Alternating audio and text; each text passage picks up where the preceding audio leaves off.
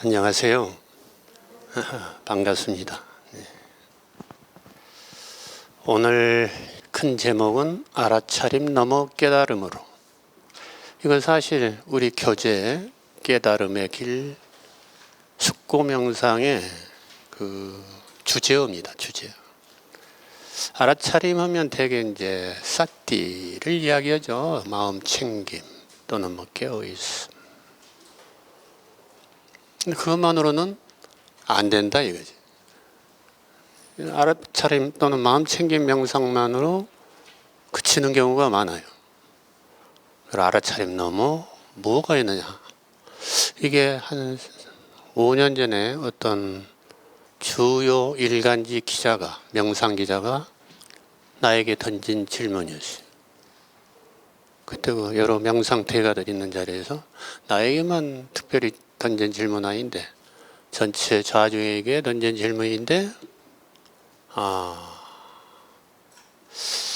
선수행 또는 명상수행을 하는 분들 또는 뭐 불교 공부를 하는 분들이 알아차림 너머를 확실하게 모르고 있구나. 그래서 제가 쓴 책이 이 책입니다. 깨달음의 길 숙고명상. 이게 오늘 지금 우리 2학기 중에서 1쿼터가 끝나는 날이어서 1쿼터는 이제 전체적으로 조망하는 시간이고 2쿼터 때부터는 그러니까 다음 주는 이제 집중적으로 강론을 체험하실 거예요. 강론. 세부적인 우리 삶 속에서 부딪히는 여러 가지 문제들을 어떻게 연기적으로 고찰하고 해결해 나갈 것인가. 보다 더 실전적입니다. 지금도 실전적이었지만 명상 자체가 실전이죠. 교리 공부와 성 공부의 차이가 그거 아닙니까? 교리는 학습하는 거죠. 이해하고 습득하고 기억하고 개념적으로 정리하고 이게 이제 교리라고 한다면 명상은 직접적으로 부딪혀서 경험해서 체득하는 거예요. 그러니까 실전이죠. 그래서 실전입니다. 공부한 것을 실전으로 연결되지 않으면 그 공부는 구두선에 불과하다. 명상이 됐든 교리가 됐든. 교리도 자기가 소화시켜서 자신의 삶 속에서 생활 속에서 적용해서 실천한다면 훌륭한 선공부가 되는 거예요. 성공부도 머릿속에서만 하고 관념적으로 하고 실제는 적용할 수 없다면 그거는 구두선이다. 의리선이라고 합니다. 반드시 사유가 들어가야만 의리선이 아니에요. 옛날 선사들은 생각으로 선을 하지 말라고 이제 대체로 교리 공부도 못하게 하고 경전도 못 보게 하고 이러셨어요. 그러나 그 너머에 또 사유가 있어요. 개념적인 공부가 아닌 체험적인 또 교리 공부도 있다는 얘기죠. 그래서 선과 교는 둘이 아니다. 그래서 이제 성교 일치를 주장하는 선사들이 나오기 시작하죠. 선이 제일 중요하다. 선을 너무 중시하니까 교를 또 너무 멀리해. 그래가지고 아주 무식한 선쟁이들이 되니까 다시 교의 중요성을 부각시켜가지고 성교 일치 운동을 하시는 분들이 등장합니다. 대표적인 분이 우리 고려시대에는 보조 진월국사. 조선시대의 대표적인 스님은 청어 휴정대사, 서산대사라고 그러죠. 사명대사의 스승. 이런 분들이 성교 일치를 강조하신 분들이죠. 그러한 맥락에서 지금 이 참선명상 이 수업이 진행되고 있습니다. 자, 오늘 전철을 타고 왔습니다. 제가 경험한 사건, 우리 12연기에서 초기 경험이라고 그랬죠. 경험이 곧 사건이에요. 사건을 경험하는 것이지 뭐 그냥 경험하는 게 아니죠. 육입을 통해서 촉이 일어난단 말이에요. 6가지 관관의 문을 통해서 외부 대상과 접촉이 일어나면 그게 촉이라고 하는데, 촉이 경험이단 말이에요.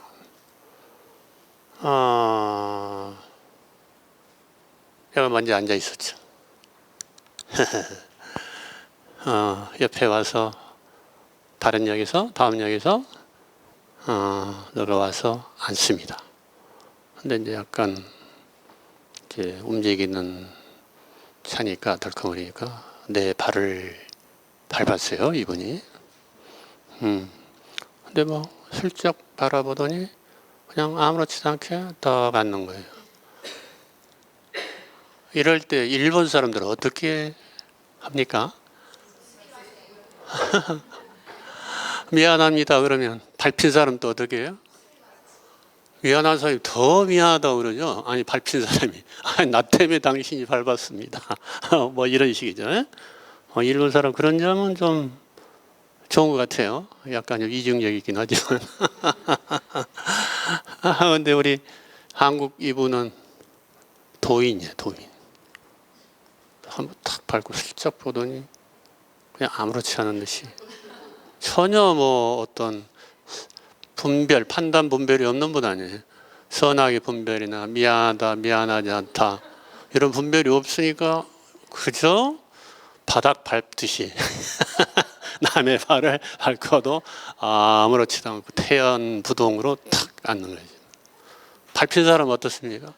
이 또한 도인이어가지고 밟혔구나, 밟았나 보다. 오, 이분 대단하다. 상당히 내공이 깊은 분이신데 이러고 이제 지나갔죠. 근데 대체로는 어떻게 해요? 화가 좀 나고 불쾌하죠. 밟았으면 뭐 좀 내 발을 밟아놓고 저렇게 아무렇지도 않다 저런 뭐라 이야기가 나오죠. 그게 수상사. 그래 사는 뭐예요? 이야기가 탁 전개. 괘씸한 사람, 무례한 사람, 무엇을 타인의 배려가 없는 사람, 하여튼 자기 나름대로 뭐라고 그 평소에 가지고 있는 신념으로 이야기를 딱 만들어서 결론을 지어야지. 이 사람을 딱 무슨 사람, 네모 사람, 세모 사람, 동그란 사람하고 딱 규정을 하지 않습니까? 그게 수상사예요. 지난 시간에 말씀드린 수상사. 상당히 빠르게 순식간에 일어나지만 상당히 느린 과정에 슬로비디로 보면 느리게 반응해서 그러한 인지에 도달을 해요. 그러한 이야기. 그렇게 해서 얻은 신념들 또는 원칙들 우리에게는 굉장히 많아요. 이 발만이 아니라. 이야기 하나 할까요? 이야기가 재밌죠. 이야기 안 하면 졸려요. 아무리 멋있는 부처님 말씀이라 해도 쓱 하다 보면은 특히 내 목소리는 나긋나긋해서 자장가라고 그래. 그냥 졸려서 한참 또 졸다 보면 또 이제 깨어나고 이제 이걸 반복하는데, 무학대사와 이성계, 이태조, 태조 이성계 아시죠? 태조 이성. 하루는 이제 왕사인 스승이시여 스님이시여, 오늘은 왕과 스승 이런 그 번잡한 그 옷을 벗어버리고 그냥 맨몸으로 편안하게 친구처럼 깨복장이 아이들처럼 서로 이야기를 나눠보는 게 어떻겠어. 격식을 차리지 말고, 신하의에도 차리지 말고 제자의에도 차리지 않겠습니다. 그리하십시다. 그래서 스님이 그래. 어디 임금께서 먼저 말씀해 보시. 임금이라니 친구라니까. 먼저 말씀해 보라니까. 나는 스님이 도둑놈처럼 보입니다. 하고 깔깔깔 웃어요. 이야기 들어보셨나요? 이 이야기? 안 들어보셨어요? 처음이에요? 그건 묘하네. 왜 이런 재밌는 이야기를 우리 불교에서 스님들이 이야기를 안 하실까? 그러니까 이제 스님이 어디 이제 스님 차례니까 한마디 하시오. 나는 임금님을 보면 부처님으로 보입니다. 하고 또 껄껄 웃어요. 그러니까 태조 이성계가 뭐라고 했겠어요? 아니 지금 그렇게 야부하고 발랑거리는 말을 듣고 싶어서 이렇게 내가 말을 꺼낸 게 아닌데 그렇게 아부를 하면 되겠느냐. 그러니까 스님이 또 껄껄 웃으면서 뭐라고 했게요? 맞지. 그거는 들어보셨죠. 부처 눈에는 부처로 보이고 도둑놈 눈에는 도적으로 보인다. 그러니까 한방 되게 얻어맞은 거죠. 이제 이태조가. 실제로 이태조는 도둑놈이죠. 왕위를 찬탈했고 나라를 찬탈했고 또 민족의 굉장한 반역자예요. 역적이에요. 역적.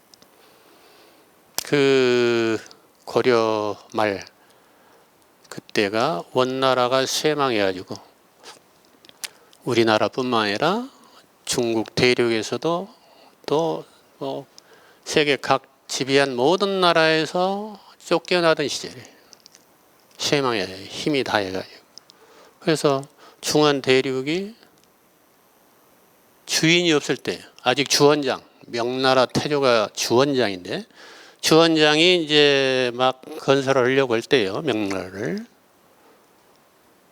그러니까 최영 장군께서 고려 태조는 또 이제 왕건이죠. 왕건. 우리 태조 대왕께서 고려라고 이름을 한 뜻을 드디어 실천할 기회가 왔다. 절호의 찬스가 왔다.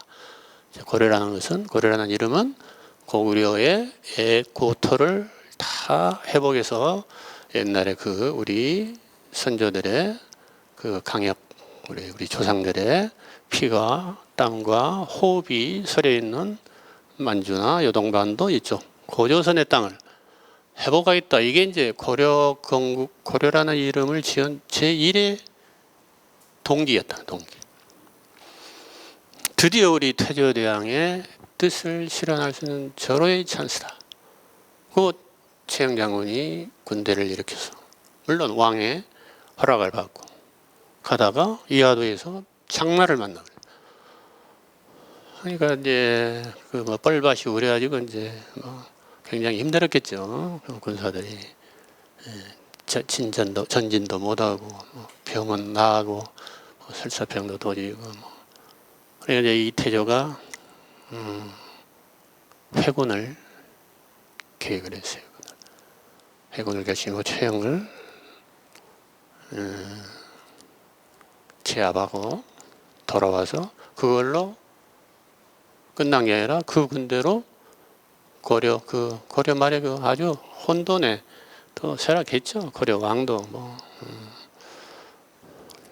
무능하고 백성은 도탄에 빠지니까 혁명의 시기였어. 고려 내부도 이렇게 혁명이 필요한 시기였는데 그 이태조가 그 틈을 타서 나라를 찬탈하고 왕위를 찬탈하고 조선을 건국한 거죠. 대신 그냥 한반도에 주저앉은 거예요. 그래서 명나라 주원장한테 조공을 바치고 신하의회로 계속 남은 상태가 돼버린 거죠. 그러니까 단재 신치호 선생께서 3대 역적 중에 하나 이성계. 나머지 두 사람은 언제 또 이야기가 될지 모르지만 오늘 강의를 진행해야 되니까 이 정도로 오고 하여튼 같은 사건을 보더라도 같은 호흡을 보더라도 어느 지점에서 보느냐에 따라서 호흡이 달라진다. 즉 호흡이라는 것이 별개로 있는 게 아니다. 호흡은 이름에 불과하다. 개념에 불과하다는 것을 알 수 있죠. 분명히 아셔야 돼요. 호흡이 따로 있다고 생각해보면 곤란해요.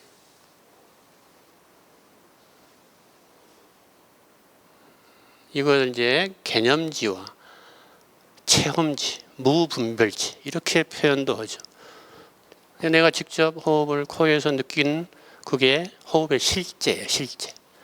호흡은 뭐 이렇고 이렇다.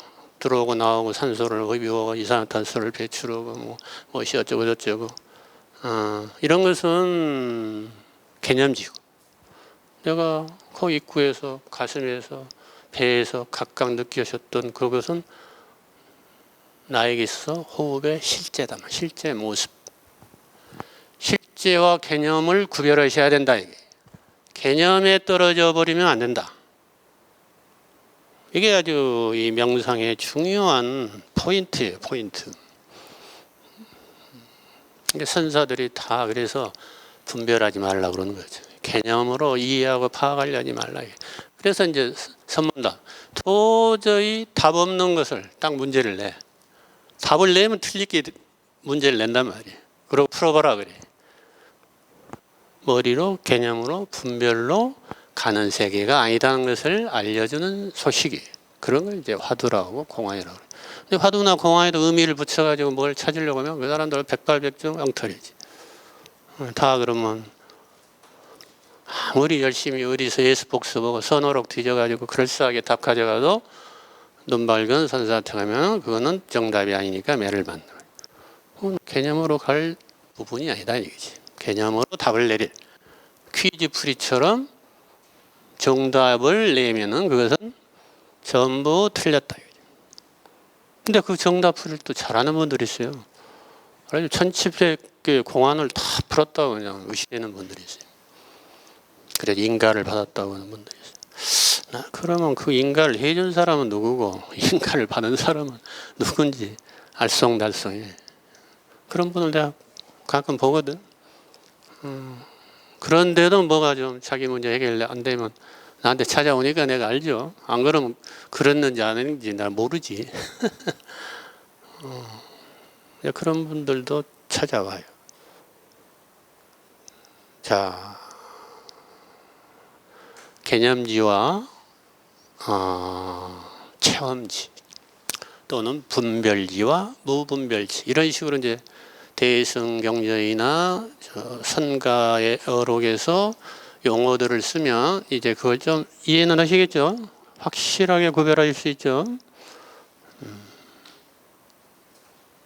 오늘 이제 주제로 넘어갑니다. 알아차림 넘어 깨달음으로. 자, 사념초관에 대해서는 여러분들이 많이 공부하셨어요. 위파사나 명상에서 신수심법, 몸과 느낌과 마음과 법에 대한 관찰. 이게 사념초관이죠. 염, 사티, 알아차림이라는 요소, 관찰의 요소라고 그랬습니다. 관찰의 요소. 현재 이 순간에 어떠한 현상을 즉각적으로 깨어서 알아차리고 관찰하고 바라보고 이게 이제 염의 작용이죠. 그러나 기억의 작용도 있다고 했어요. 기억의 작용. 기억의 작용이 있다는 것은 벌써 기억 속에 사유의 가능성을 열어둔 거예요. 그게 네 번째 염처, 법염처관이 바로 그 대목입니다. 여러분은 몸과 마음을 잘 관찰할 수 있어요. 실시간으로. 호흡부터, 몸의 감각부터, 마음의 변화, 여러 가지 생각이 교차하고 호흡을 바라보는 잠깐 한순간에도 한 호흡 사이에도 수많은 생각이 끼어들고 사라지는 것까지 관찰하신 분들이 많아요. 이렇게 생각이 많구나. 근데 그것을 내가 생각했다고 하는 순간 이건 잘못된 거예요. 원래 생각이 이렇구나. 원래 마음이 이렇게 빠르게 작동하고 있구나 하고 알아차리면 그게 정답이에요.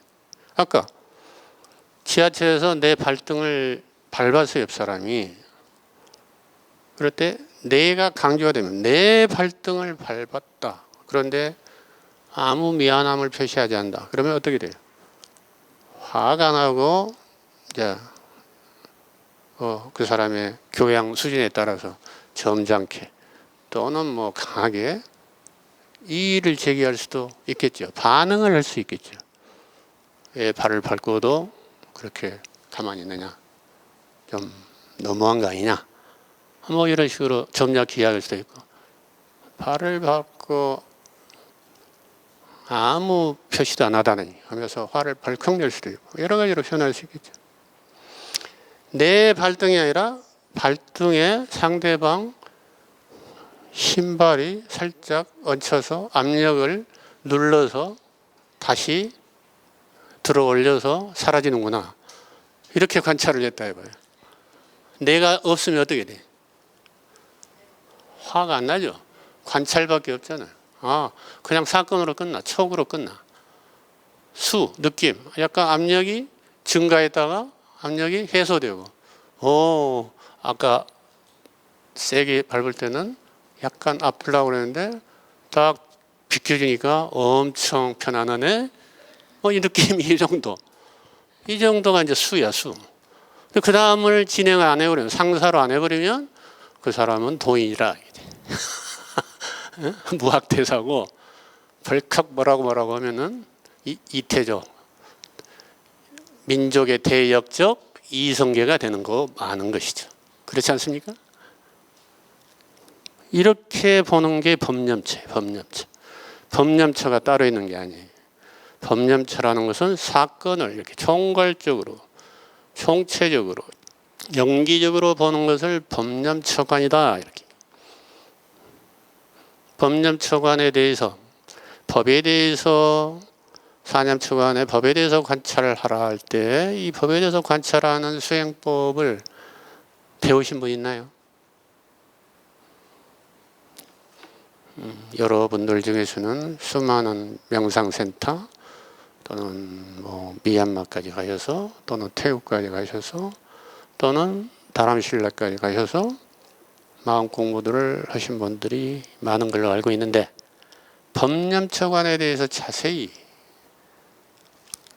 안내하는 수행처를 가보신 적이 있느냐 이거죠. 혹시 있으면 소개를 해달라는 얘기예요. 없으면 여기가 법념처관을 설하는 자리다. 이렇게 보시면 된다는 얘기죠. 법이란 게 뭡니까? 법은 밑에도 나왔지만 다르마를 번역한 게 법이에요. 다르마. 산스크리트죠. 담마. 빨리어예요. 빨리어라면 담마. 다르마는 산스크리트.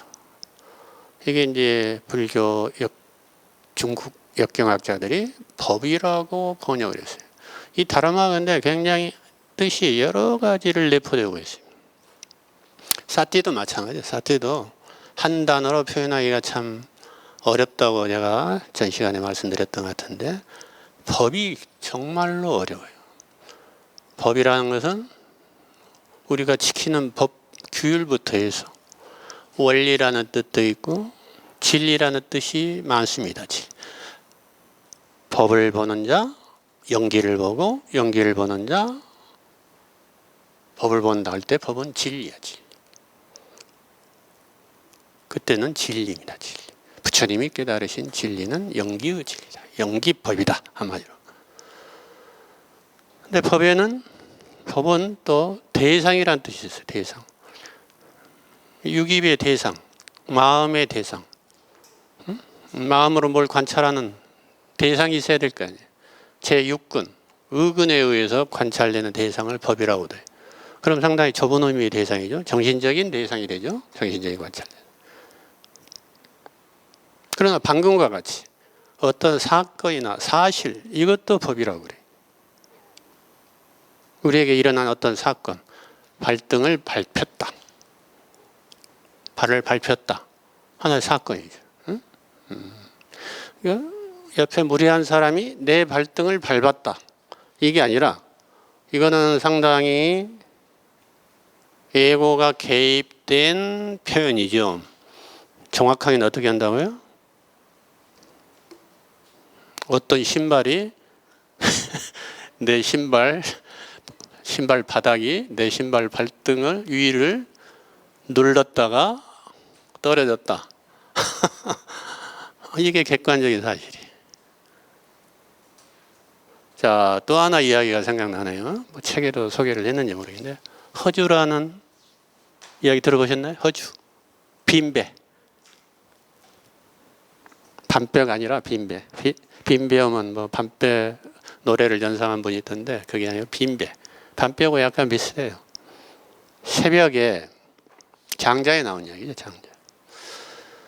새벽에 안개가 짙어요. 오늘도 뭐 엊그제도 뭐 좀 막 안개가 짙었는데 안개가 아주 짙게 낀 강에서 배가 한쪽에서 부딪히고 한쪽에서 부딪혔어요. 워낙 안개가 짙어가지고 교통사고 일어난 거죠. 요새 말하면 접촉사고 이런 거. 근데 저 이쪽에서 그 부딪힌 그쪽에서는 뭐 난리가 났어요. 막 서로 고성이 오가고 싸움이 일어나요. 중간 정도에서 부딪힌 데서는 조용해. 그 싸우는 거 듣느라고 조용한지. 차이가 뭘까요? 왜 밑에서는 소리가 안 들리고 싸움이 안 났을까요?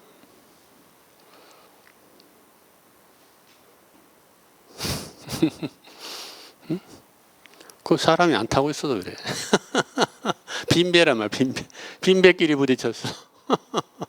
근데 위에는 상공들이 있어가지고 주인들이 있으니까 어때요? 서로 네가 잘했니 잘못했니 아주 시비가 붙어서 큰 소리 치고 조그만 배끼리 그냥 캄캄해서 부딪혔는데 그걸 이제 참지 못하면 아까 발등 붙인 것이 이제 간단한 시비에서 점점 화를 내면 그래 내가 좀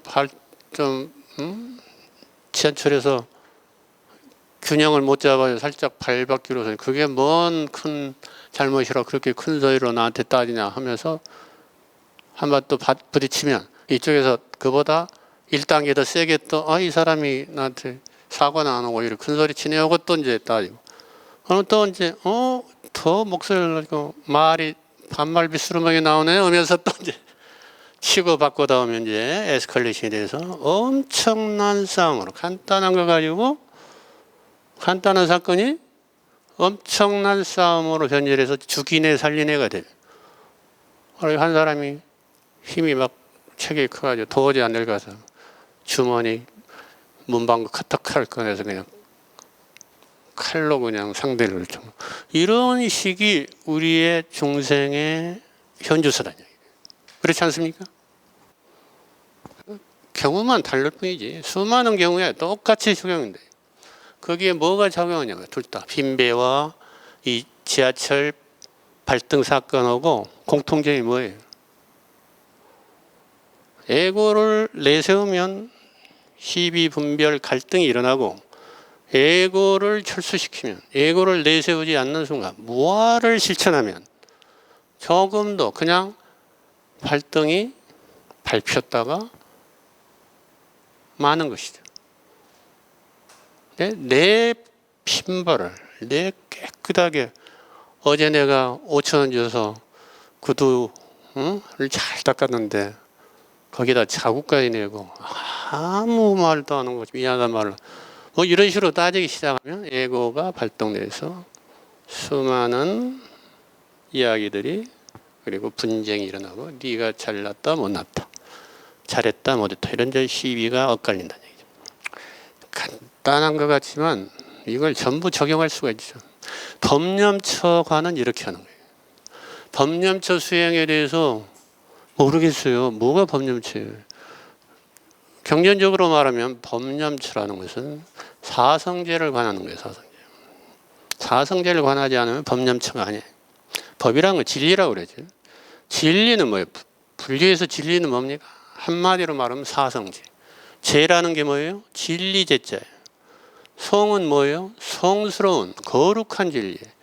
네 가지 거룩한 진리가 불교에서 말하는 사성제. 여러분 이제 불교를 확실하게 이제 이렇게 도식화할 수 있어야 돼요. 애매하고 그냥 뒤죽박죽으로 그냥 백화점식으로 지식을 가지고 있습니다. 불교를 정리가 돼 있어요. 사성제라는 틀 안에 딱 모든 불교의 내용들을 집어넣을 수 있어야 돼요. 사성제를 떠나버리면 불교가 아니에요. 사성제가 뭐라고요? 첫 번째가 고성제. 고성제 우리말로 고통이라는 거룩한 진리, 고통이라는 성스러운 진리. 성탄절만 성스러운 게 아니에요. 예수님이나 부처님만 성스러운 게 아니라 고통 그리고 진리가 성스럽다. 고통이 진리다. 번뇌적 보리 그러잖아요. 참선 성가에서 번뇌적 보리 그래요. 뭔 뜻이? 번뇌가 어떻게 보리? 보리라는 게 뭡니까? 진리란 뜻이. 번뇌. 우리 마음의 모든 괴로움들, 찌꺼기들, 마음의 온갖 불협화한 그 흙탕물의 그 원인자들, 그 흙탕물 일으키는 그 알갱이들, 그게 번뇌란 말이에요.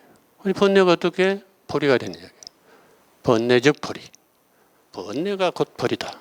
뭐 못 알아먹죠. 설명이 필요하죠. 고통이 어떻게 진리하냐? 고통이라는 성스러운 진리. 고통을 깊이 바라봐야 되지 않겠어요? 고통이 곧 법이야. 법. 관찰 대상임과 동시에 사유할 대상이 된단 말이에요. 그래서 칠각지라는 게 있습니다. 사념처관 다음에 부처님께서 하신 말씀이에요. 쌍유터니까에 나오면 칠각지 수행을 해야 된다 이렇게 되죠. 마지막니까에도 나와요. 사념처관으로 끝나버리면 안 된다. 사념처관으로 비파사나 명상만 하면 깨달음이 오고 모든 게 해결된다 하면 사념처관에서 딱 종집을 찍으셨겠죠. 칠각지를 따로 이야기할 필요가 없겠죠. 왜 칠각지를 이야기했다고요? 사념처관 다음에 칠각지를 말씀하신 이유는 법에 대해서 깊이 사유하고 성찰하라.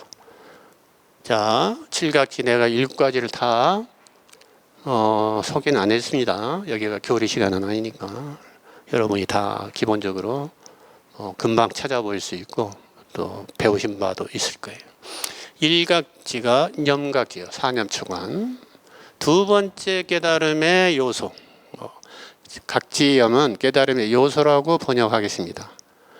깨달음의 요소. 두 번째 깨달음의 요소가 택법각지입니다. 택법. 염각지는 이미 설명했으니까 염에 대해서는. 택법에 대해서 오늘 좀 더 전 시간에도 얼핏 말씀드렸지만 좀 더 구체적으로 말씀드리면 택이라는 것은 써진 대로 탐구하다, 분석하다, 성찰하다 이런 뜻이에요. 여러분 기억하실지 모르지만 두세 시간 전에 삼조 승찬대사의 사구계를 내가 말씀드렸죠. 지도는 무난하니 유혐간택하라. 그 택자하고 똑같아요. 그 택은 이제 분별할 택자. 그것은 분별을 싫어하라고 그랬죠. 단막증에 미워하지도 말고 좋아하지도 않는다면 통연명백하리라. 단막증에 하면 통연명백하리라. 이렇게 삼조승찬대사가 말씀하셨어요. 아주 지당한 말씀이죠. 그런데 부처님은 택법을 강조했대요. 칠각지 중에서 7개의 각지가 있어요. 경안각지, 희각지, 정진각지, 선정각지 등등등. 평등각지 이렇게 해서 이제 7개의 각지인데 이 7개의 깨달음의 요소 중에서 가장 주장이 누구냐? 중심 장수가 누구냐고 밀란드로스 왕이 나가세나 존자에게 묻습니다. 어느 경전이라고요? 밀린다 왕문경, 밀린다 팡하. 히랍, 정확하게는 히랍보다는 이쪽. 하여튼 히랍이 알렉산더 대왕 이후에 동진을 해가지고 대제국을 형성할 때, 극성기 때, 파키스탄 근처 그리고 인도의 바로 서북부까지 정복을 했어요. 그러다가 죽었죠, 알렉산더가. 근데 그 동진에서 간다라 지방이라고 할까요? 그 언저리에 이제 히랍 왕 밀란드로스라는 이제 왕이 굉장히 솔로몬 같이 또 알렉산더처럼 굉장히 현명해가지고 그 밀란다 왕이 모든 철학자 사상가를 논파해버려요. 워낙 현명해가지고 지혜로워서. 그래서 이제 그 왕을 이제 가르칠 스승이 없어. 그래서 두루두루 또 수소문했더니 인도에 대단한 스님이 고승이 계시는데 그분을 한번 초대해 보면 어떠냐. 지나갔다. 그래 한번 모셔와라. 그래가지고 이제 질문과 대답이 오가는 게 밀린다 왕문경이에요. 그것을 이제 경전으로 구성해서 밀린다 팡하라고 합니다. 거기에서 질문을 해요. 그 중간 정도에 7개의 깨달음의 요소가 있다는데 그러면 거기서 주장이 누구냐? 가장 주인이 누구냐? 그러니까 나가세 나존자가 택법각지에 의해서 깨달음이 온다. 나머지는 깨달음의 보조 역할을 한다. 부장 역할, 보좌역이다.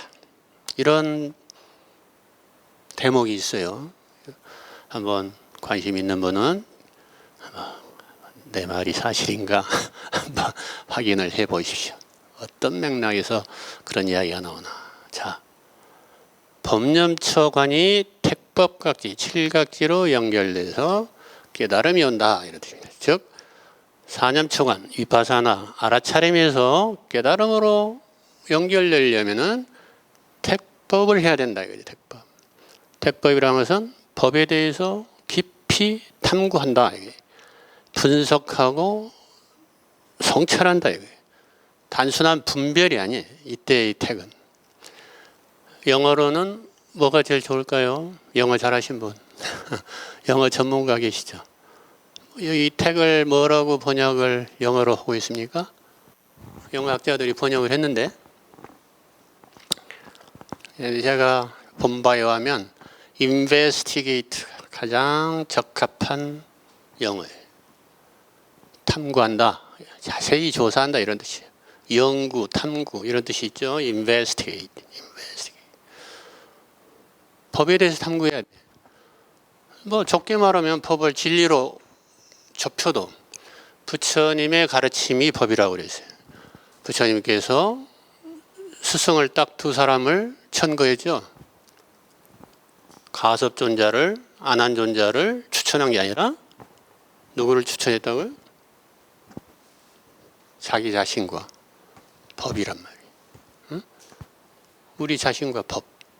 법이라는 것은 45년간 살한 법이라고 딱 규정하셨어요. 내가 45년간 살한 법, 그 가르침에 의지해라. 그 좁은 의미의 진리라는 것은 45년간 살한 가르침. 그 다음에 두 번째는 자기 자신. 자기 자신에 의지하라. 이것은 사념처관이 될 수도 있고 자기 자신, 몸과 마음을 관찰 대상, 스승으로 삼아서 계속 탐구하라 이런 뜻이죠.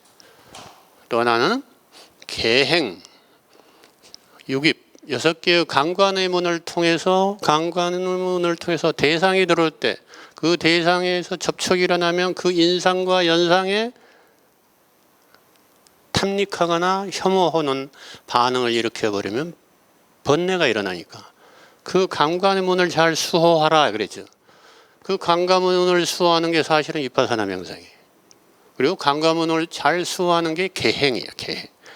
계를 스승으로 삼으라는 뜻은 자기 자신을 잘 다스리란 말하고 똑같고 자기 자신을 스승으로 삼아서 잘 의지하고 잘 공부해라 이런 뜻이에요. 자, 자기와 계행과 법규요. 이것을 명료하게 여러분은 아셔야 돼요. 명료하게 아셨죠? 이제. 지계위사, 계와 법을 스승으로 삼으라고 돌아가시기 직전에 말씀을 했고 3개월 전에는 너 자신에게 귀지하고 안한존자에게 말할 때 가르침에 의지해라. 결코 다른 것에 의지하지 말라. 너 자신을 섬으로 삼고 가르침을 섬으로 삼으라. 이렇게 당부하셨던 거예요. 이게 불교의 특징이에요. 불교 부처님의 특징. 금강경에서 야기색견화 이음성구와 시인행사도 불능견이래. 우리는 막 그 정토불교 연불하면은 부처님의 위신상 32상 80종 같은 것을 그리면서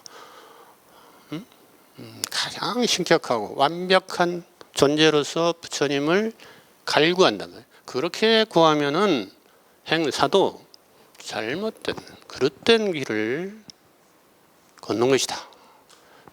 부처님의 참제자가 못 된다. 이렇게 부처님은 말씀하시는 거예요. 약견 예상 비상이면 죽견이라. 그런 모습으로서 보지 않으면 결례를 볼 수 있다. 이 말이나 자귀 법귀나 똑같아. 아니, 돌아가시고 나서 나의 이름만 부르고 내 얼굴만 떠올리고 내 목소리만 떠올려도 내가 즉각 너에게 부응하고 현신해서 너에게 답하고 구원하리라. 이러한 대승적인 표현이 한 마디도 없어요. 이게 부처님의 유훈이란 말이에요. 유교경을 정확하게 알고 계셔야 돼요. 안 그러면 사도에 빠진다는 사도. 부처님이 말씀하신 사도. 자, 법을 깊이 탐구하라고 그러셨어요. 택법. 자신의 고통. 지금 현재 처해지는 고통이 있죠. 여러분의 고통이 있어요. 번뇌가 있고. 그 고통을 스승으로 삼아서 깊이 탐구하고 분석하고 성찰하라. 이게 고통이라는 성스러운 진리가 되는 대목이지. 택법에 의해서 고통이 진리가 되느냐 고통으로 끝나느냐 이 차이가 있어요. 그러니까 고통은 피하거나 없애려 드는 것이 우리의 일반적인 중생들의 반응이라고 내가 첫 시간에 말했죠. 호랑이 만나면 도망가거나 좀 나만큼 나보다 약간 체격이 좀 세고 근육질에 운동 좀 했다는 사람은 태권도 몇 단 한 사람 한번 붙을 거 아니에요. 무송과 같이. 호랑이하고. 근데 호랑이가 뭐 백두산 호랑이 만나면 무송도 저리 가라죠. 저 어디지 뭐 중국 뭐 무슨 뭐 팔공산 정도에서 깝죽된 호랑이 만났으니까 한 손으로 때려잡았지. 백두산 대호랑이를 만났어 봐. 백두산 산신령을. 무송은 저리 가라죠.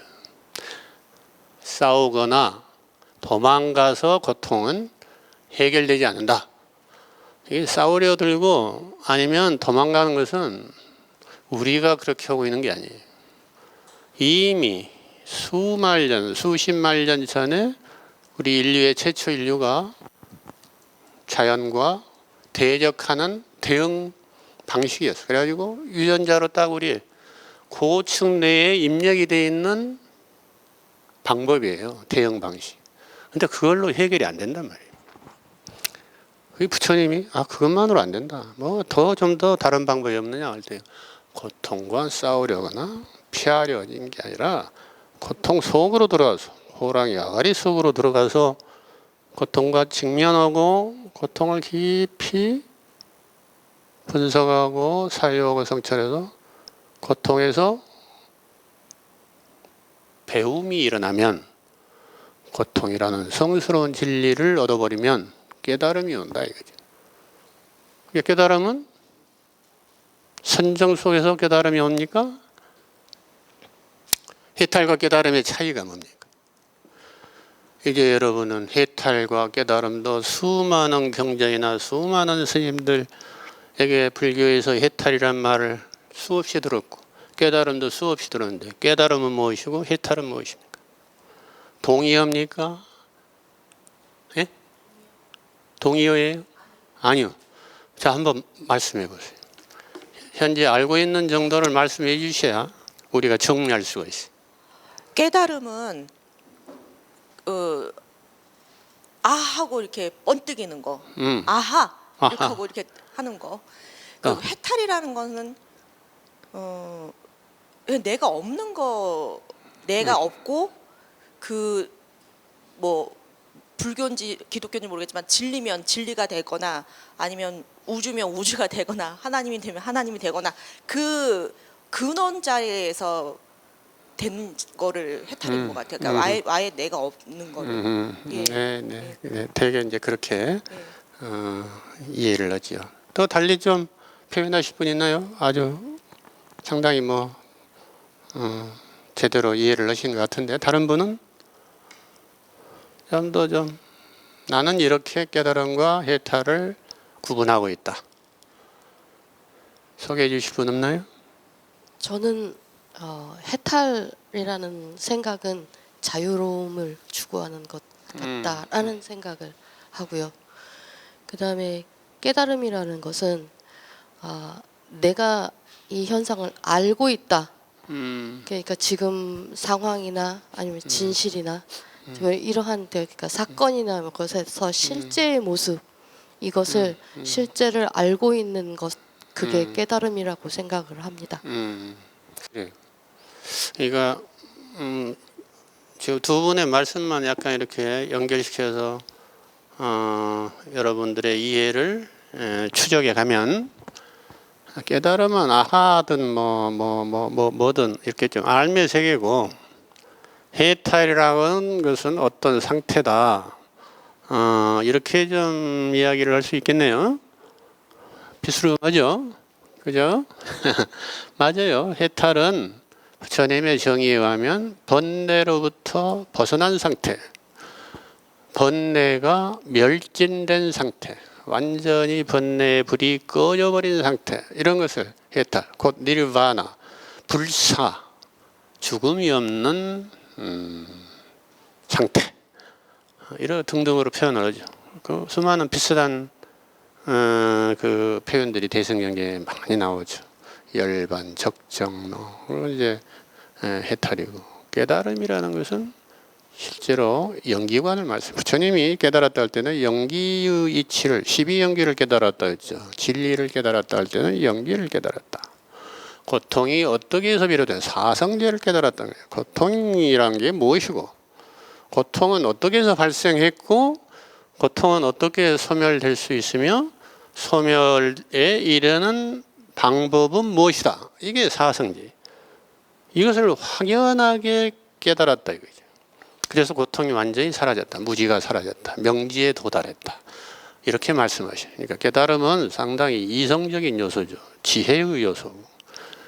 해탈은 어떻게 보면 좀 마음의 선정의 요소랄까. 마음에서 모든 번뇌가 사라져버리고. 근데 그 마음에서 완전한 번뇌가 사라지려면은 깨달음을 경유하지 않으면 완벽하게 소멸되지 않아요.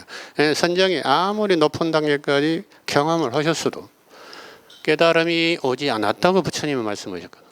그러니까 깨달음이 와야 궁극의 열반에 도달한다는 얘기죠. 반드시 깨달음의 과정을 거쳐야 돼요. 깨달음의 과정이라면 뭐냐? 우리 삶 속에서 만나는 모든 괴로움들, 고통들이 법이 돼서 그것을 잘 탐구하고 성찰하고 분석해서 그 고통의 원인과 발생 과정을 낱낱이 알아버리면 더 이상 고통에서 허우적거리지 않고 고통이 소멸되는 방법을 알게 되고 그 올바른 방법에 의해서 완전히 번뇌가 멸진된 해탈의 상태, 니르바나까지 도달할 수 있다. 이게 불교의 가르침이라는 얘기죠. 해탈과 깨달음은 약간 뉘앙스가 다르죠. 같은 이야기를 하는 것 같아도